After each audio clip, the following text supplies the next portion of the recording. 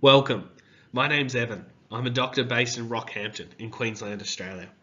This video is designed to help medical students entering the clinical environment to understand the differences between the various tools used for peripheral, intravenous cannulation.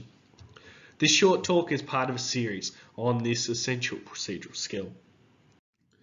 Our goals today are to understand the component parts of a cannula, to understand the different sizing system available, and to appreciate some of the common variations for special scenario cannulation. You can find time-stamped references are listed in the video description below. So let's look at the structure of a generic cannula.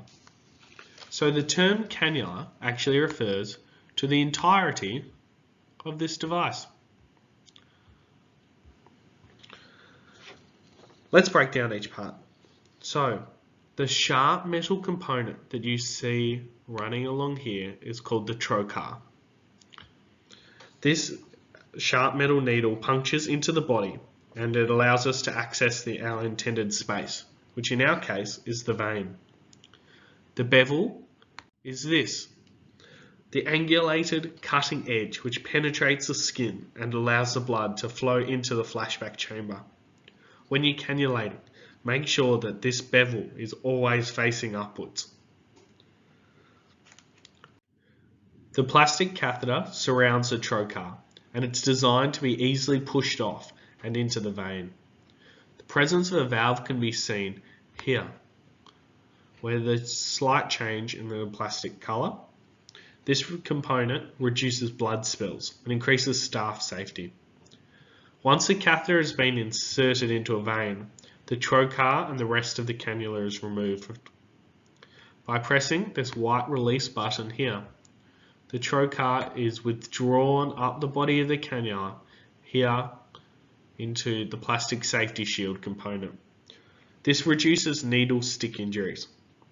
The plastic safety shield doubles as a way to grip the cannula as well as to help reduce these needle stick injuries.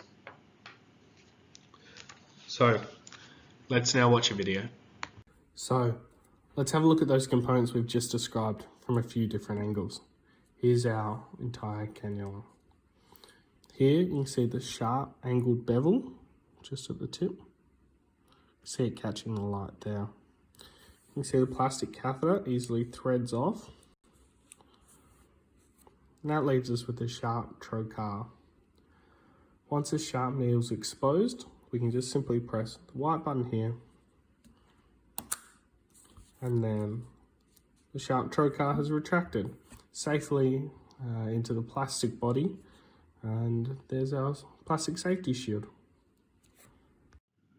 Feel free to pause the video each time you see a practice question. So, can you name the different parts of each cannula?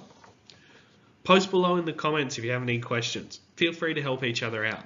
We're a community here and we're all trying to learn how to cannulate effectively throughout this video series. So get involved and support each other. Alright, let's move on. This talk specifically looks at the cannulas in use in Queensland Health in 2020. Similar devices are used in other health services all over the globe, but you may notice small differences. So regardless of where you are in the world, I suggest you take some time, sit down with a handful of cannulas, and actually have a look at what you're working with. And you can even rewatch this video if you like, when you have your own pile of cannulas in front of you, and apply these themes to your own equipment. So, without further ado, let's try and understand the packet.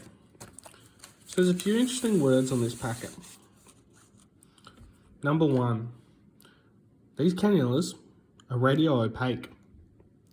So this means that the presence of an IV cannula can be identified on x-rays.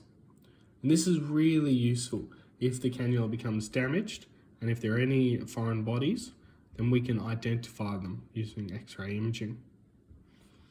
Additionally, these cannulas are sterile. It's really important that you check the expiry date, which is located over here, and check that the packaging is all well sealed all around before it's in use. So let's talk about dimensions. So each different colour, green, pink, blue, and yellow, are the common sizes you'll see. They all have slightly different dimensions. So the green is 18 gauge. The pink is 20 gauge. The blue is 22 gauge. And yellow, little baby, 24 gauge. So what you can see here is that they're all different sizes and the colours correspond. Simply, the lower the number, the larger the bore of the needle. And as a result, the larger cannulas have a higher flow rate. This can be really important to consider when selecting which cannula is needed in your clinical scenario. The green cannula is our 18 gauge cannula.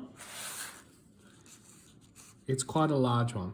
It has a flow rate of 95 mils a minute. This means that in resuscitation, a 1 litre bag of fluid can easily be infused.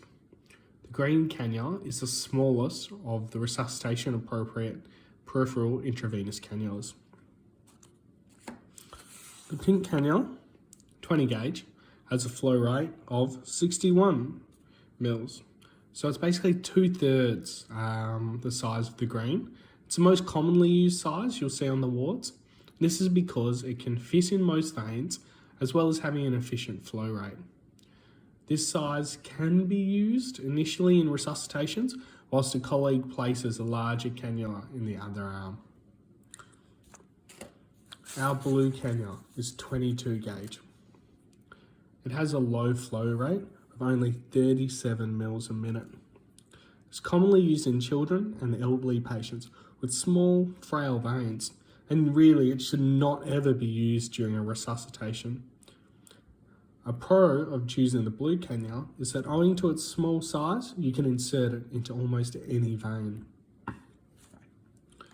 Now the yellow cannula, the 24 gauge, little baby yellow, is an interesting one because it has a really small flow rate of 25 mils a minute. It's rarely used for adults. It has a noticeable difference. It's non-retractable.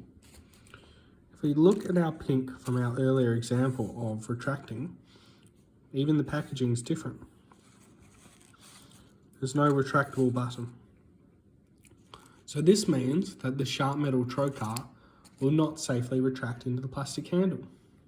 However, in a paediatric cannulation, the non-retracting nature is actually advantageous. Because of the small flow rate, there's often no flashback, and so you may need to retract the metal trocar from the plastic catheter sheath in order to see if you're actually inside a vein's lumen. Now this is something we can discuss more in another video on paediatric cannulation later in the series.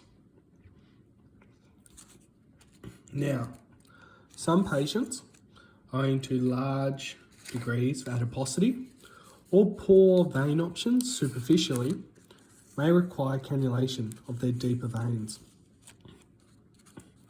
Now this is usually facilitated by ultrasound-guided cannulation, and that's another topic we can cover later in this series. Hospitals stock a different type of cannula for this scenario, which is longer. You can see here that the length of our standard cannula we were talking about earlier was 30 millimeters. You can see it's the same size for our green cannula as well. It's also 30 millimeters long. If we flip this over, we can see that our pink cannula that's suitable for deep veins is 48 millimeters long. If you look through the plastic, you can actually see the metal trocar is in fact significantly longer than the other option. Additionally, the production process is a little different because these cannulas don't have a valve attached on the long option. And so these cannulas will actually bleed once the sharp metal's been removed. So that does cause a little bit of a mess sometimes, little tip. And you can tell which cannulas have a valve because they are marked with this striped diagonal stripe. Let's summarise what we've covered today. We've learnt the structure and the parts that make up a cannula, from the sharp trocar to the valve and safety shield. We covered how to read what size each cannula is, and to understand the general principles regarding their clinical use. So that brings us towards the end of this video. Please feel free to ask any questions in the comment section below and I'll try and get back to you. And now, following this slide are a series of practice questions. They'll help you consolidate what we've learnt today. Good luck on the wards. I'll see you soon for the next video in our series on cannulation.